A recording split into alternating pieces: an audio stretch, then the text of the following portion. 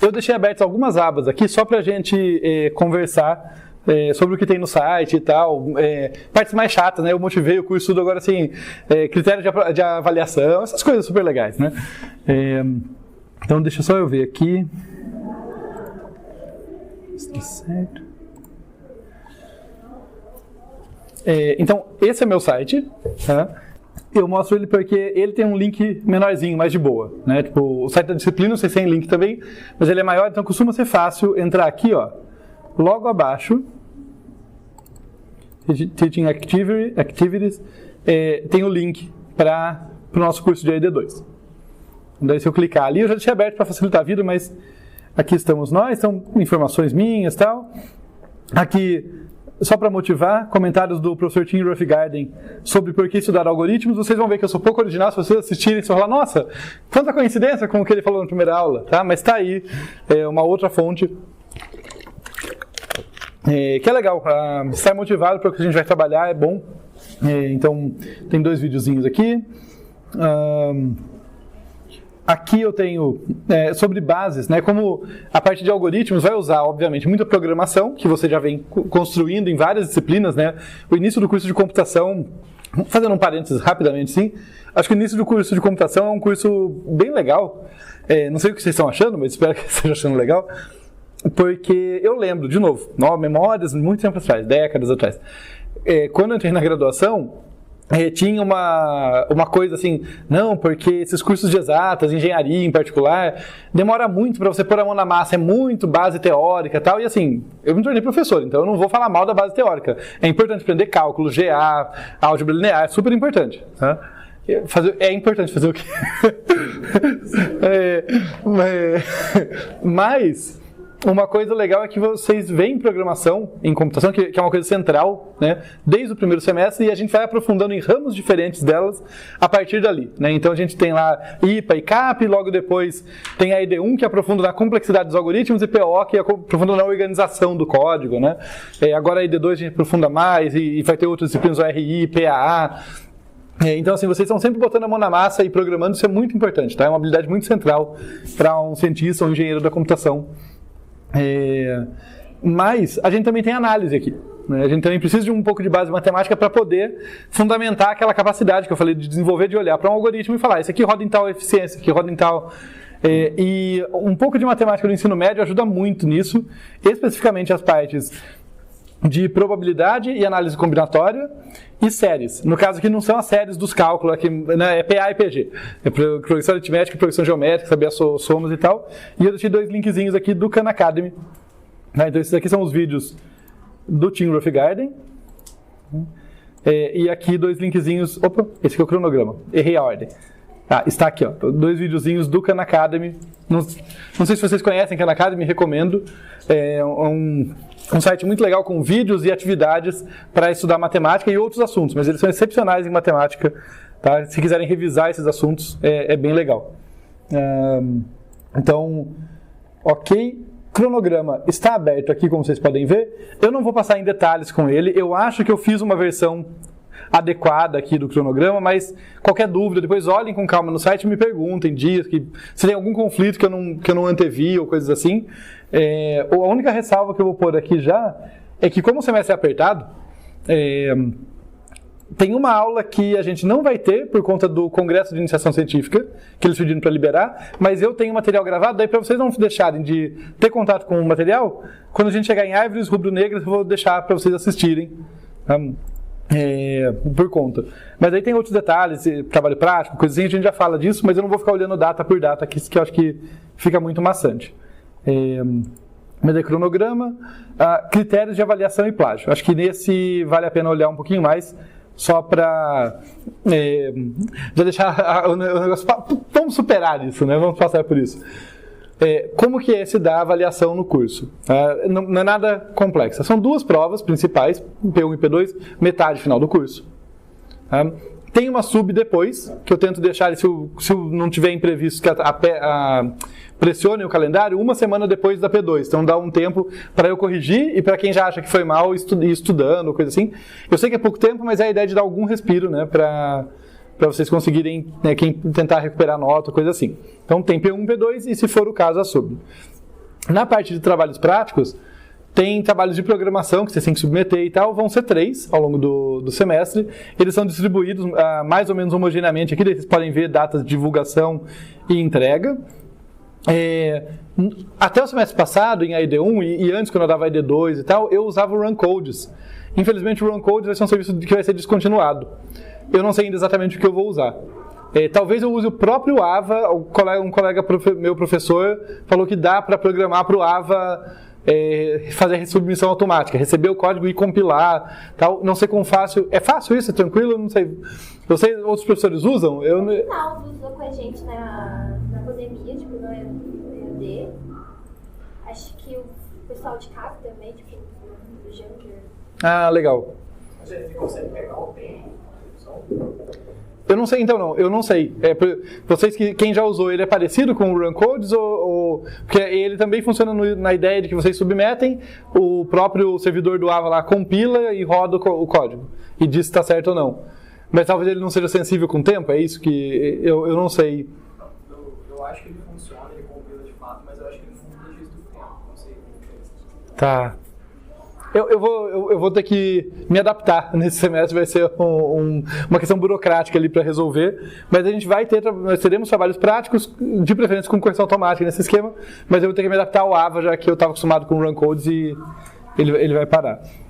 Mas é isso, teremos 3 trabalhos práticos, aqui está 3 ou 4, tá? Mas nesse semestre, até para eu ter que me adaptar, esse semestre mais curto, vou mirar em 3, tá? Porque senão eu não consigo fazer os 4 tudo certinho a tempo. Então, é essa a ideia. E daí, média simples, né, das provas, das 2 melhores notas de prova e dos 3 trabalhos. Onde, normalmente, as pessoas não ficam felizes se a média das provas for maior ou igual a 5 e a média dos trabalhos maior ou igual a 5, a média final é calculada com esses pesos. As provas valem um pouco mais, mas os trabalhos também têm um peso relevante e é isso aí. Só que esse C aqui é pelo seguinte... Essa disciplina, embora em sala de aula seja teórica, ela envolve basicamente a gente estudar algoritmos do ponto de vista teórico e saber implementar e botar em prática o que a gente está usando. Isso quer dizer que vocês não podem só fazer as provas, não entregar os trabalhos e passar, ou vice-versa. O vice-versa já seria difícil, né, porque ele vale menos, mas a primeiro caso é um risco real, assim. É possível, né? É possível ter notas muito boas na prova, zerar os trabalhos. Essa regra é para não permitir isso, tá? Então, assim, vocês têm que entregar os trabalhos, têm que conseguir pelo menos 5. Eu costumo ser flexível já dizendo isso, assim, se vocês não chutaram o balde, vocês não abandonaram, foi só teve problema, tal, tô com 4,9 no trabalho. Eu não vou aplicar essa regra, provavelmente vou ter uma flexibilidade. Mas o negócio é assim, não pensem que vocês só têm que fazer a prova. Porque é importante saber aplicar, saber implementar, saber programar em cima das coisas que vocês estão estudando. É uma parte importante do aprendizado. Eu não quero deixar isso como opcional para a formação de vocês, por isso essa regrinha nada simpática, mas ela meio que enforça isso, tá? Então, é essa a ideia. Tem a avaliação complementar que se for necessária, tal, né? Ficar maior ou igual a 5, menor do que 6. E plágio, o de sempre, né? Assim, tipo, pode... Eu vi ali embaixo, se não for maior ou igual a 5, daí o que acontece? É a mínima das duas. É o mínimo das duas. Perdão, eu não cheguei ao fim da frase, né? Daí é o mínimo das duas. Quer dizer que você não consegue... Você não pode usar a sua nota maior se a menor não atingir o threshold mínimo. É basicamente isso que essa regra está dizendo. Então, assim, fui super bem na prova, mas eu não entreguei nenhum trabalho, você não vai passar na disciplina. Por mais que a sua nota das provas, se eu aplicasse essa média, puxaria para cima, mas ela só vai ser atuada se a média dos trabalhos for pelo menos 5, com essa flexibilidade que eu falei, né? Eu coloco 5, mas eu dou algum respiro ali. O negócio é não deixem de fazer os trabalhos. Essa que é a questão. Tá? Eu posso aprovar alguém que tentou fazer os trabalhos, teve alguma dificuldade, conseguiu um desempenho não excelente, e teve boas notas na prova. Eu não posso aprovar alguém que não programou. Ou que programou e teve um desempenho 0. Eu tentei, mas ficou só no tentar, nem conseguiu algum resultado. Então é importante, não deixem de fazer os trabalhos práticos, esse que é o ponto. Sem contar que os trabalhos práticos são uma ótima maneira de estudar o assunto que vocês estão fazendo. Então, que vocês estão vendo. Tá? Quando a gente programa, a gente tem que lidar com um monte de detalhezinho que complementa a compreensão. Tudo bem? Pode perguntar. Os trabalhos individuais são individuais. Boa pergunta aqui. Eu costumo trabalhar com individuais nas minhas disciplinas de algoritmos e eu esqueço de falar. Tipo, é bom não deixar subentendido. Então, aí, plágio que eu falei aqui, né? Plágio é um negócio sério, gente. Vocês podem trocar ideia, tá? Mas não copiem código, não transcrevam código. Realmente assim, tipo, mas eu tô muito travado, eu troquei ideia com um amigo. Tá bom, trocou ideia, pode até desenhar no papel, a ideia, a lógica, o negócio, mas você programa, sabe? Não pega, não copia código, só muda o nome de variável, isso não resolve, sabe? Não copia código, não façam isso, assim, é importante vocês saberem, porque o exercício que vocês têm que, a habilidade que vocês têm que adquirir, e portanto o exercício que eu quero que vocês façam é justamente traduzir uma ideia, tipo, tem um problema, tenho aqui uma lógica de programação, um algoritmo que eu quero resolver o problema, eu tenho que traduzir isso para algo que funcione. É por isso que o trabalho prático está aí. Tá legal? Deixa eu ver o que mais que eu ia comentar aqui.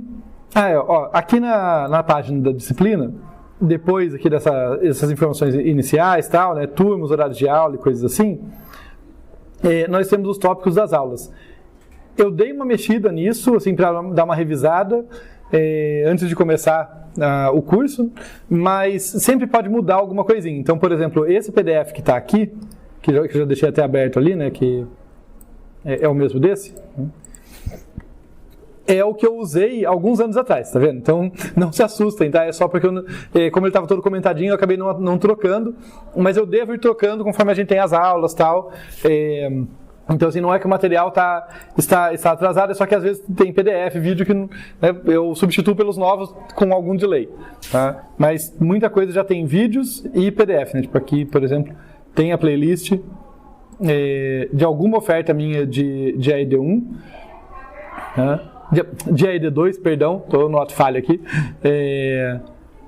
Então, os tópicos estão bem organizados em geral, dá para melhorar, mas estão bem organizados. Tem videoaula, tem PDF, tem material complementar aqui, bibliografia, né? E sempre pode mudar alguma coisa. Às vezes, na hora que eu estou preparando a aula, eu vejo que tem algo para mudar, eu atualizo, mas no geral, isso aqui está razoável. Aqui no fundo tem listas de exercícios, tá? Que eu não cobro elas de vocês, mas elas são super importantes para vocês estudarem para a prova e tal, para consolidar. Então, quase todos os tópicos centrais, com certeza, tem listas de exercícios aqui. Uma coisa que já me cobraram, eu não resolvi essa questão ainda, elas não têm respostas, tá? Mas isso não quer dizer que vocês não podem me perguntar dúvidas ou coisas assim, porque não é que eu não posso permitir que vocês saibam a resposta, eu só não tenho um gabarito. Eu não gosto de lista com um gabarito completo, porque a gente fica viciado em só ver resposta. Mas uma lista com algumas questões resolvidas eu não teria problema, só que eu não tive tempo de parar e fazer. Então, se vocês estão estudando, tentando fazer, quer mandar pergunta e tal, beleza, não tem problema, o importante é tentem fazer, tá? E aqui bibliografia, né? Livros mais ou menos importantes, mais ou menos centrais, tem várias coisas aí. Eu acho que é isso. Pode falar. Eu ia contar com você via e-mail só? Ótima pergunta, eu ia falar disso. Eu normalmente vejo os e-mails de vocês e respondo e tal, mas deve ser mais comum a gente falar pelo AVA. Até o semestre passado eu usava o Classroom, porque como eu usava o Runcodes, eu já tinha acostumado a usar o Classroom na pandemia e para a parte prática, trabalho prático, eu usava o Runcodes. Como eu estou com essa ideia de tentar fazer o AVA funcionar para a submissão de trabalho, eu já resolvi criar o AVA para tudo, então deve ser o AVA. Eu não tenho muita familiaridade com o AVA, então talvez eu me enrosque um pouco, mas primariamente seria lá. Tá? Pode perguntar. Em relação, à sua programação de aula, acha melhor a gente ver os materiais aí antes da sua aula ou depois? Isso aqui é como uma coisa complementar. Tá. A princípio, a aula vai ser expositiva tradicional, com uma ressalva, porque quando faz expositivo tradicional parece uma coisa ruim, né, com as metodologias ativas e tudo mais. Eu uso muito lousa justamente porque a gente tenta construir o raciocínio junto, não o slide, que é tipo, isso, depois aquilo. Então a ideia é que a gente vai raciocinando aqui, mas eu vou construindo junto com vocês na lousa, esse é o principal. Eu tenho, até por isso que eu perguntei se todo mundo, ou a maioria ali, estava enroscado com a aula depois, porque eu tenho uma vontade, ainda não é um plano, mas é uma vontade, de tentar, a cada tantos tópicos, se desse para planejar, fazer uma flip de Classroom. sabe? Então, tipo, como eu tenho material gravado, às vezes para a próxima aula eu posso avisar, falar assim, olha, para a próxima aula vejam aquilo lá, eu não vou dar aquele material de modo expositivo. Por outro lado, a gente usa o tempo da aula para a gente fazer lista de exercício, discutir problemas, trabalhar em grupos ou coisas assim. Eu não quero fazer isso para todas as aulas, definitivamente não é a ideia, mas talvez para uma ou outra eu até tenha interesse, eu não vi ainda como fazer. É uma coisa experimental. Mas como eu tenho um bom material gravado, talvez eu jogue isso. Para a ED1, quem fez esse semestre passado, eu não tinha. Porque na pandemia eu só fiquei dando PA e a ED2, PA e a ED2, que foi quando eu comecei a gravar. Então, para a ED2 eu tenho um material gravado razoavelmente bom já. Então talvez eu faça isso. Algumas aulas eu não dê e a gente pode fazer isso, mas eu não, no cronograma ainda não coloquei isso. A princípio, todas as aulas, exceto aquela de rubro-negra, por causa do congresso de IC, todas as aulas são expositivas tradicionais. Mas talvez surjam algumas no meio com essa ideia.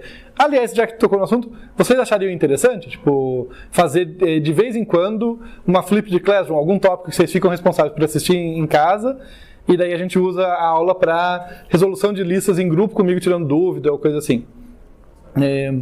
Eu não tenho nada contra isso, eu tenho uma preocupação, que vocês realmente assistam. Porque, por exemplo, rubro-negra... Depende do momento assim, do semestre. Porque, por exemplo, rubro-negra, não é que não seja para vocês assistirem, mas é um tópico fechadinho nele próprio, tá? Então é bom que vocês assistam, mas não é uma coisa que tem continuidade tão direto ali.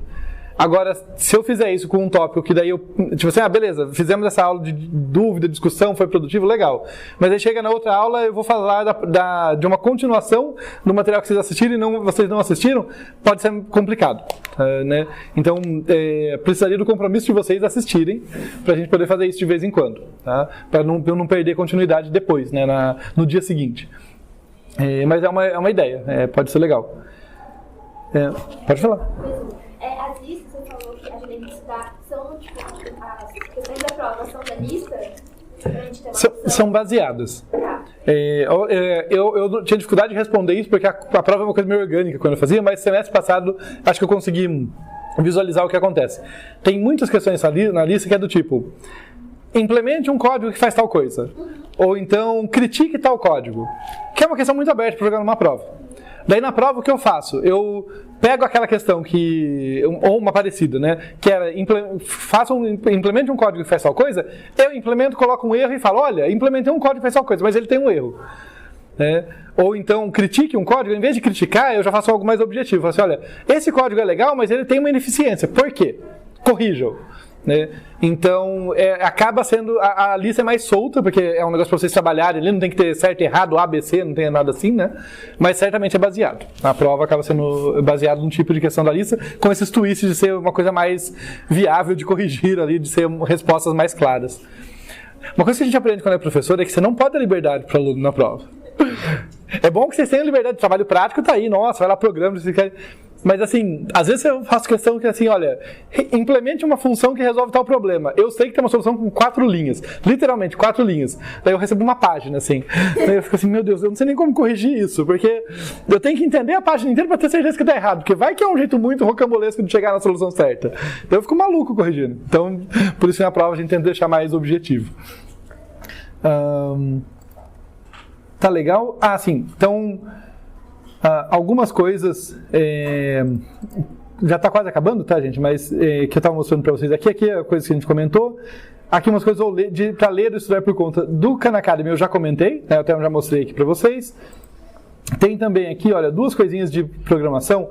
Vocês certamente já viram ter coisas mais avançadas que isso. Eu tenho certeza que em POO, porque tem muito, né, programação orientada a objeto, tem muito como organizar seu código e tal, deve ter coisa assim. Mas esses 2 aqui são bases que é sempre bom voltar para eles, sobre layout e documentação de código. São 2 capítulos curtinhos aqui de um livro online de um professor da USP São Paulo, do IME-USP, lá da Matemática e Estatística e Computação, só não está no nome, mas é o mesmo instituto. É bem curtinho, vale a pena revisar, sabe? Para tipo, como ter um código limpo, bem documentado, bem organizado. Então, eu recomendo que vocês olhem. E a outra coisa aqui é Algoritmos Estruturizados 1. Mais especificamente, eu coloquei o link para os meus previous courses, né? Tipo, se vocês virem aqui na minha página, tem o curso dessa vez e temos aqui a página e o meu canal, tá? Os 2 Então, a página que com os meus cursos anteriores, essa página aqui, que no caso tem vários cursos que eu dei daqui desde que eu entrei no UFSCar. Então, se vocês falarem, nossa, tem tal base de AED1 que eu estou sentindo falta, entra aqui na página e assiste o vídeo, vê a nota de aula e tal, porque a AED1 é um curso básico para esse, né? Ele é um fundamento para esse aqui, então pode acontecer. E tem também o meu canal aqui, que tem várias playlists separadas aqui por cursos inteiros ou por tópicos, tá? Tem bastante coisa aqui dentro. Então, pode ser interessante se vocês já escolherem. A fonte primária é a página do curso mesmo, porque nela já tem links para coisas específicas e tal, mas fiquem à vontade para vasculharem cursos anteriores ou o canal, tá? Tem aqui, por exemplo, o Let's Play, que alguém estava comentando antes da gente começar a aula, que não tem nada a ver com computação, mas é legal. Um bom joguinho esse aqui, o meu filho gosta. Tá legal, acho que é isso daqui, gente. Acho que eu finalizei o que eu queria usar o projetor com vocês agora. Só tô perdido aqui com onde eu tava. É isso mesmo, daí vamos voltar para a lousa para conversar.